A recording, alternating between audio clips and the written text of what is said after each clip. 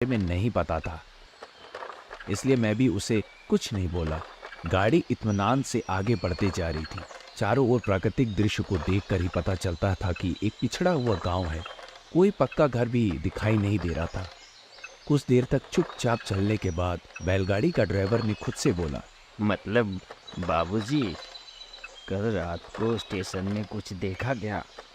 धीमान ने उत्तर दिया, क्या देखेंगे?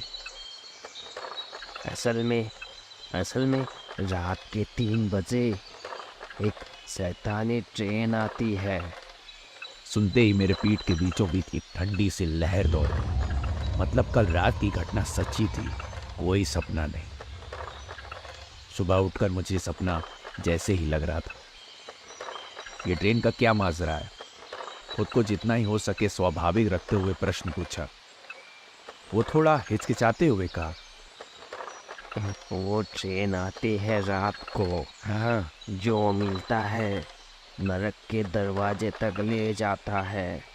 जो उस ट्रेन में चढ़ता है वो फिर से प्रेत बन के पृथ्वी में लौट के आते हैं। मुक्ति नहीं मिलती उनको। रोज रात को ये घटना बार बार घटती है। कितने लोगों को ले गया है।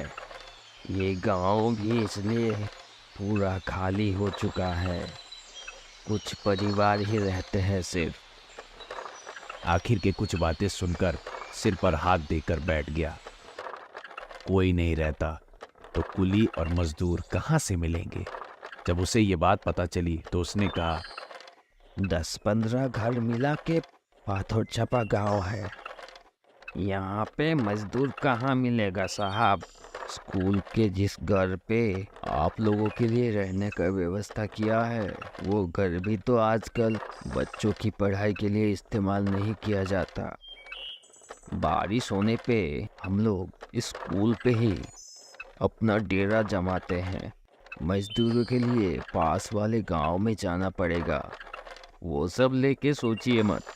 कंपनी का कागज दिखाकर पैसों की लालच में सभी आएंगे। फिर कुछ पल सब चुपचाप बैठे। प्रेत बनकर लौट आते हैं, इस बात का क्या अर्थ है? पराशर ने बोलना शुरू किया, वो बहुत दिन पहले की बात है। कहीं दूर से एक ट्रेन आती थी। रात के 3 बजे स्टेशन पे आके रुकती है। सिग्नल नहीं था। कुछ देर बाद स्टेशन मास्टर सिग्नल दे दिया।